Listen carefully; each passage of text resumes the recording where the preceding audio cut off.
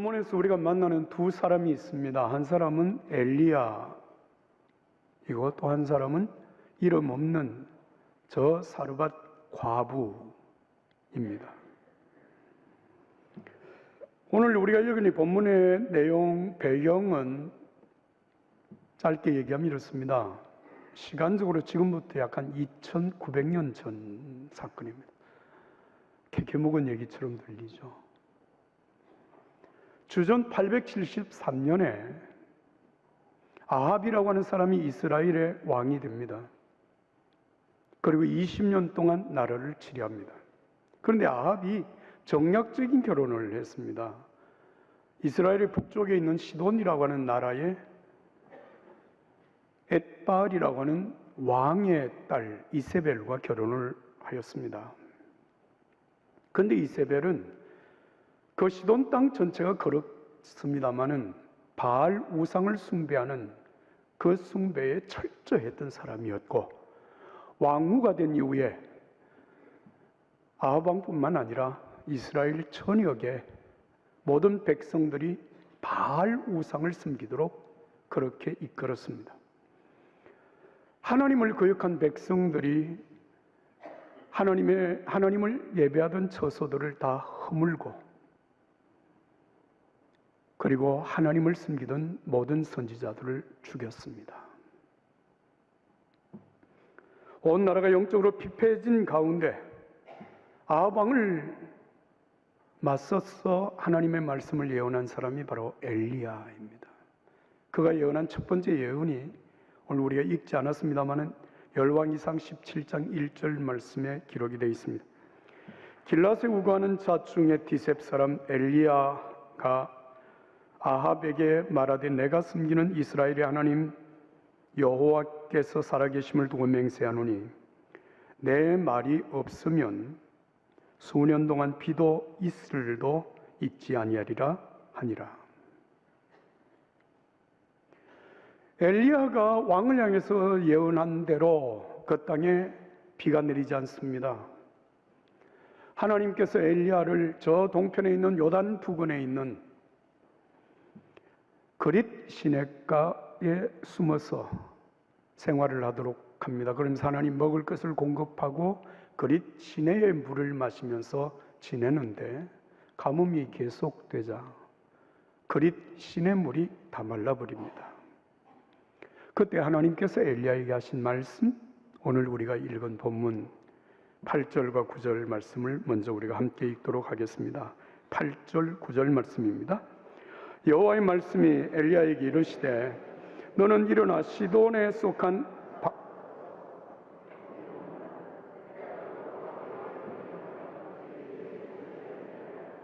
아멘.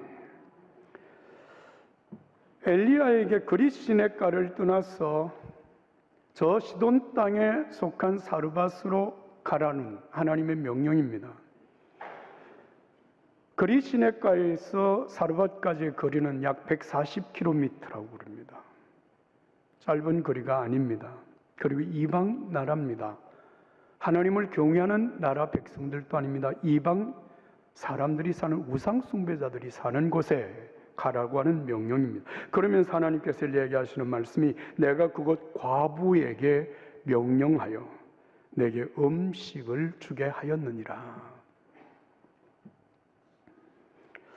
여러분, 왜 하나님께서 엘리야를 그 사르밧에게 가서 과부를 만나게 하실까요? 그 이유를 우리 누가복음 4장 25절 이하에서 읽을 수 있습니다. 예수님께서 하신 말씀입니다. 엘리야 시대에 3년 반 동안 가뭄이 들어 기근으로 땅이 황폐해졌을 때 이스라엘의 과부가 많았으나 시돈의 사렙다에 사는 과부에게만 엘리야가 보냄을 받지 아니하였느냐. 또 예언자 엘리사 시대에 이스라엘의 나병 환자가 많았으나 깨끗함을 받은 사람은 시리아 사람 나만 뿐이었다. 예언자 엘리야의 시대와 예언자 엘리사 시대에 두 사람의 이야기를 예수님 말씀하신 것입니다. 사르밧 과부 그리고 시리아 사람 나만 장군에 대한 이야기입니다. 많은 과부가 있었지만 또 많은 나병 환자가 있었지만 이 두 사람을 하나님이 특별히 선택했고 이 두 사람을 통해서 하나님이 행하시는 일들을 보게 하셨다라고 하는 예수님의 말씀입니다. 사랑하는 여러분, 하나님의 은혜는 어제나 오늘이나 영원토록 동일합니다. 하나님의 은혜는 부족하지 않습니다. 그러나 그 은혜의 역사를 경험하는 사람은 모두는 아닙니다. 그러면 이 사르밧 과부와 저 시리아 사람 나만에게 왜 주님께서 그런 역사를 가능하게 했을까? 성경 내용을 찾아서 읽어보면 두 사람에게 공통점이 딱 하나가 있습니다. 그것은 정말 하나님을 신뢰하고 하나님의 말씀에 순종하기 어려운 상태 속에서 하나님을 신뢰하고 하나님의 말씀에 순종했다라는 얘기입니다. 여러분, 오늘 우리가 본문에서 만나는 두 사람, 엘리야와 사르밧 과부도 동일합니다. 하나님께 순종합니다. 그런데 그 순종은 순종할 수 있는 모든 여건이 다 갖추어진 상태 속에서 기쁨으로 순종하는 것이 아니라 전혀 순종할 수 없는 여건 속에서 하나님께서 말씀하시니까, 하나님의 말씀이니까 순종합니다. 그 순종 속에 이루어지는 하나님의 역사를 우리가 오늘 이 본문에서 보게 되는 것입니다. 여러분, 어려운 시대를 살아가면서 누가 정말 하나님의 사람일까? 누가 정말 믿음의 사람일까? 그렇게 복잡하지 않습니다. 하나님을 신뢰하고 하나님의 말씀에 순종하는 사람입니다. 난 오늘 저와 여러분들이 그런 믿음의 사람이 되기를 예수님의 이름으로 축복합니다. 여러분, 우리의 삶의 조건은 엘리야가 그러했듯이 사르밧 과부가 그러했듯이 언제나 충분하지는 않습니다. 그럼에도 불구하고 그 시대에 하나님을 바라보고 하나님의 말씀을 붙들고 순종할 수 있다. 그가 바로 믿음의 사람이라는 것입니다.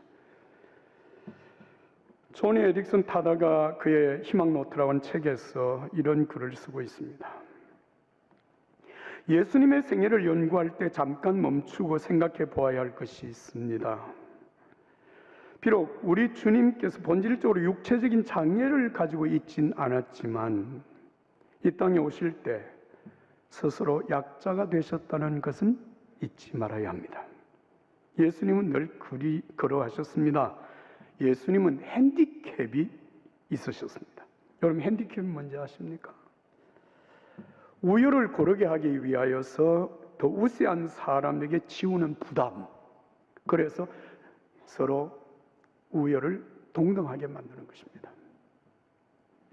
무슨 말인가 하면 전능하신 하나님, 그 하나님의 이름으로 하나님의 아들로 독생자로 이 땅에 오신 예수님이 그 전능하신 하나님의 권능과 능력을 가지고 하나님의 모습으로 우리에게 오신 것이 아니라 핸디캡을 가지고 똑같은 우리 죄인의 모습으로 오시고 연약한 우리들 가운데 많은 죄악을 가진 연약한 자의 모습으로 오셨다는 것입니다.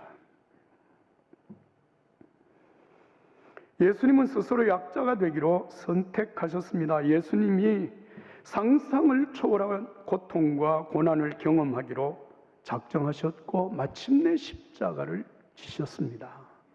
그 일을 통해서 오늘 저와 여러분들이 구원받았습니다. 오늘 이 자리에 예배자로 있습니다. 믿으시면 아멘 합시다. 자, 여기까지 쓰고 난 다음에 존 에릭슨 타다가 이렇게 말을 덧붙입니다. 나는 이 세상에 살아있는 동안 장애를 안고 살아가도록 부름을 받았습니다. 하지만 어찌 감사하고 만족하지 않을 수 있겠습니까? 가장 좋은 친구이신 예수님이 나와 함께 계시는데 할렐루야. 장애를 입은 자신의 삶 속에 마치 장애자로서 많은 제약을 가진 모습으로 우리에게 오신 예수님이 나와 함께 계시다. 이것이 바로 여러분 예수님이 순종함으로 이루신 구원의 역사입니다. 엘리야 역시 그러했습니다. 순종하기가 결코 용이하지 않는 상황입니다. 그런데 순종합니다. 하나님께서 말씀하시기 때문입니다. 사르밧 140km가 떨어진 곳, 여러분 요즘 같으면 자동차로 가면 2시간도 안 걸리는 거리죠. 근데 예수님, 이 엘리야의 때 무슨 차가 있습니까? 걸어서 가야 되는 그 먼 거리. 그래서 여러분 그 사르밧 성문 앞에 이르렀습니다. 얼마나 지쳤을까요? 근데 성문 앞에 이르렀을 때 한 여성이 나뭇가지를 줍고 있습니다. 엘리야가 아마 직감적으로 저분이다라고 생각을 했는지 나는 잘 모르겠습니다. 엘리야가 이렇게 말합니다. 내가 지금 목이 너무 마르니까 물 한 잔 좀 얻을 먹을 수 있습니까? 이런 얘기입니다. 그랬더니 여인이 물을 가지러 돌아갑니다. 돌아서서 가는 그 사람을 엘리야가 다시 말합니다. 기왕이면 나에게 떡 하나 더 주시면 좋겠습니다. 내가 너무 시장합니다. 이런 얘기죠. 그러니까 이 과부가 돌아서서 정색을 하고 엘리야에게 말합니다. 당신의 하나님 여호와께서 살아계심을 두고 맹세하노니 나는 떡이 없고 다만 통에 가루 한 움큼과 병에 기름 조금뿐이라. 내가 나뭇가지 둘을 주워다가 나와 내 아들을 위하여 음식을 만들어 먹고 후에는 죽으리라. 기막힌 이 과부의 정말 비참한 상황을 지금 이 사람이 엘리야에게 말한 것입니다. 그런데 그 다음에 이어지는 말씀, 엘리야가 선포하는 말씀 속에 이 과부의 삶이 완전히 반전합니다. 자, 그 내용을 함께 읽습니다. 오늘 본문 말씀 13절부터 16절까지 좀 긴 말씀이지만 한 목소리로 읽습니다. 13절부터 16절입니다. 엘리야가 그에게 이르되 두려워하지 말고 가서 내 말대로 하려니와 먼저 그것으로 나를 위하여 작은 떡 한 개를 만들어 내게로 가져오고 그 후에 너와 내 아들을 위하여 만들라. 이스라엘 하나님 여호와의 말씀이 나 여호와가 비를 지면에 내리는 날까지 그 통에 가루가 떨어지지 아니하고 그 병에 기름이 없어지지 아니하리라 하셨느니라.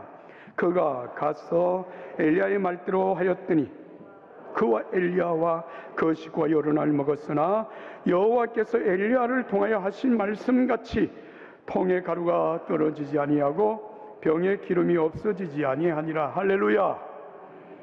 할렐루야. 정말 이건 우리가 아멘을 크게 해야 될 부분입니다. 여러분 엘리야의 말씀을 들은 이 과부가 순종합니다. 여러분 본문 말씀 15절의 말씀인데 한번 따라서 하겠습니다. 그가 가서 엘리야의 말대로 하였더니, 자 여러분 엘리야가 뭐라고 얘기하였나요?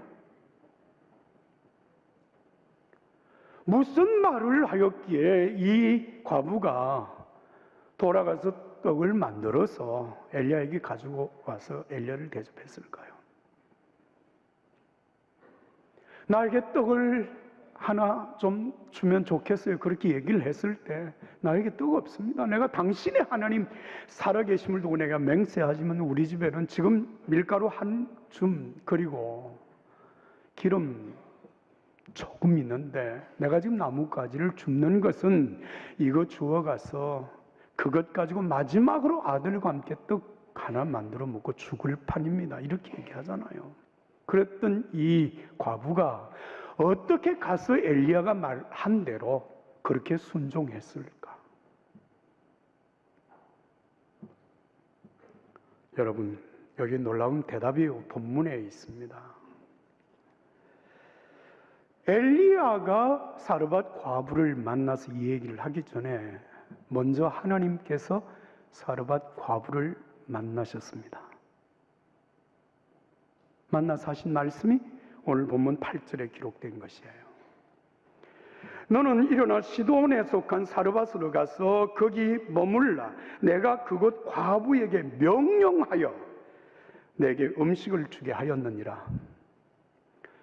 엘리야가 사르밧 과부를 만나기 전에 하나님께서 먼저 사르밧 과부를 만났습니다. 만나서 하신 말씀이 내 사람 엘리야를 내가 너에게 보낼 터이니 너 그에게 음식을 대접하라는 겁니다.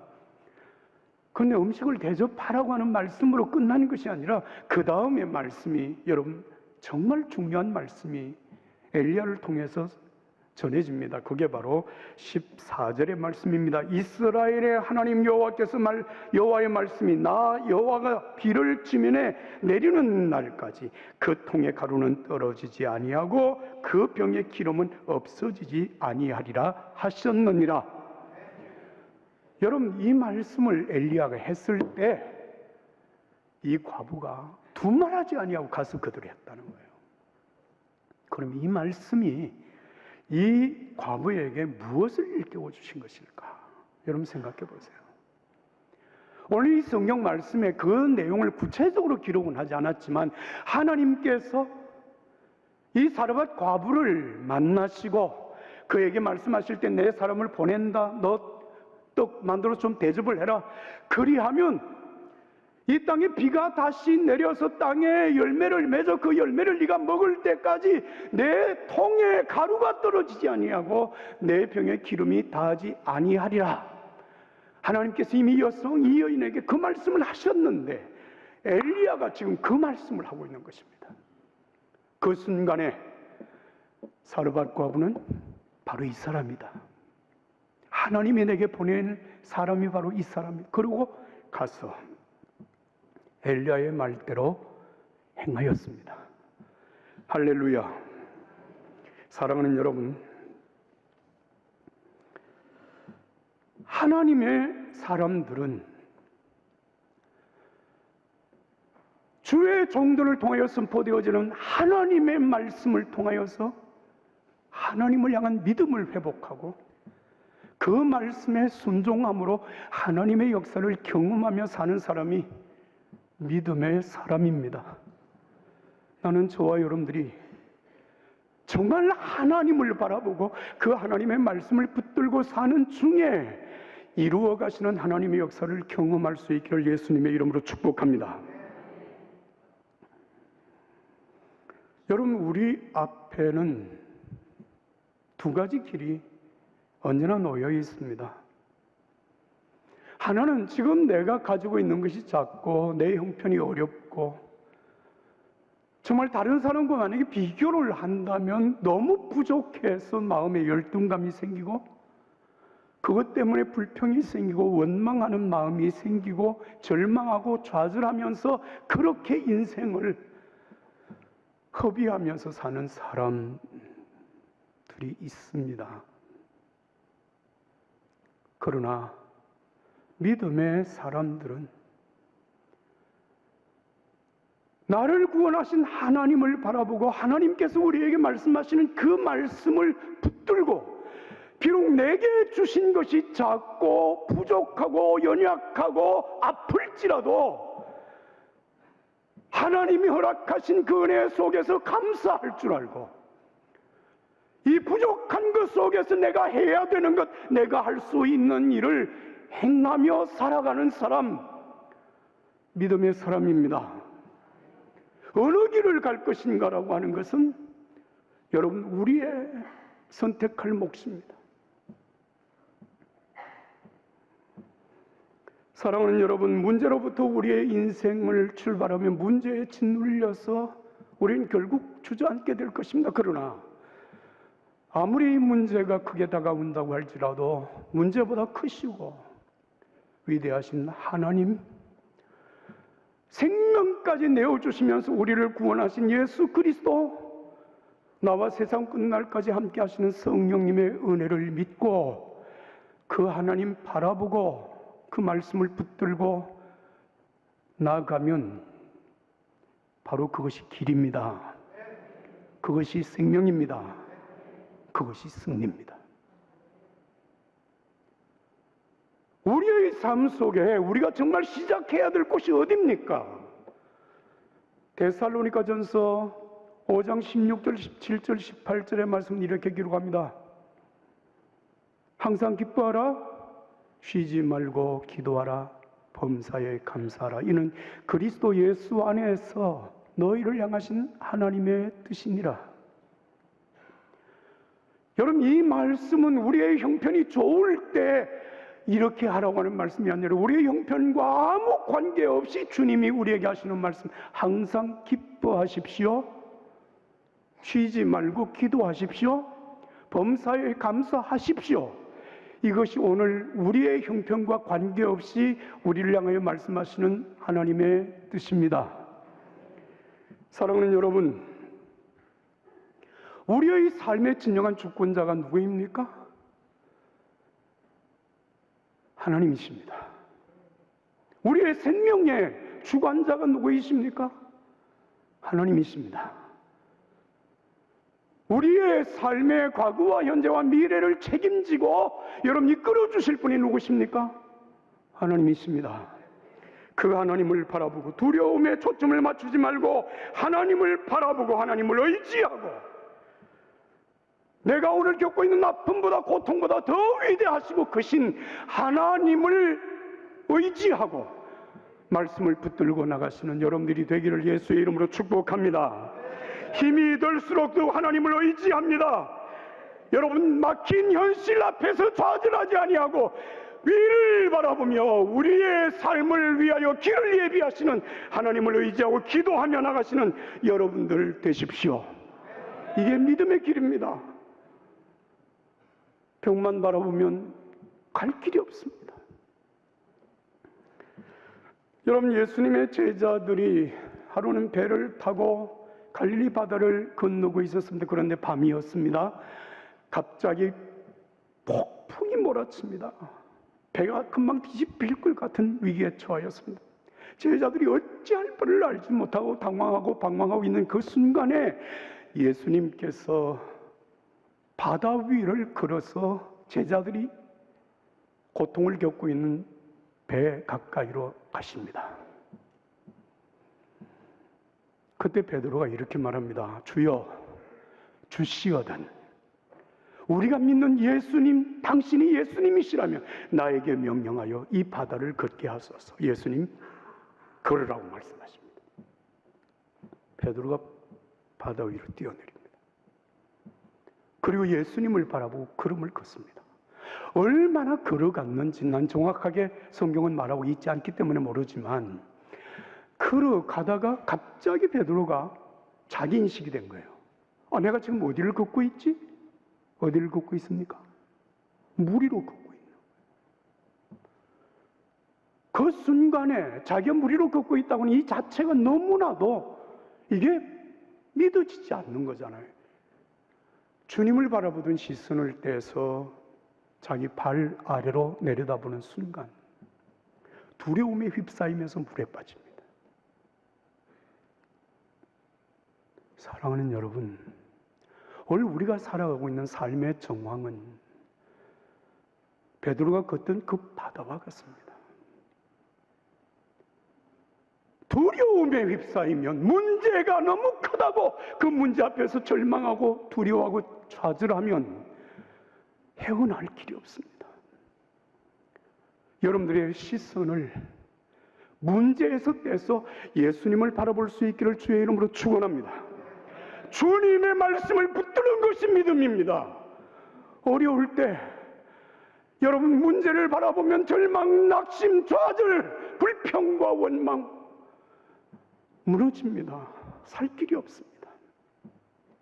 그래서 히브리서 12장 2절에 말씀하십니다. 믿음의 주요 또 온전케 하시는 이인 예수를 바라보자. 예수를 바라봅시다. 믿음으로 순종하는 것이 믿음의 생활입니다. 하나님의 사람과 하나님의 종이 선포하는 말씀에 여러분 순종하십시오.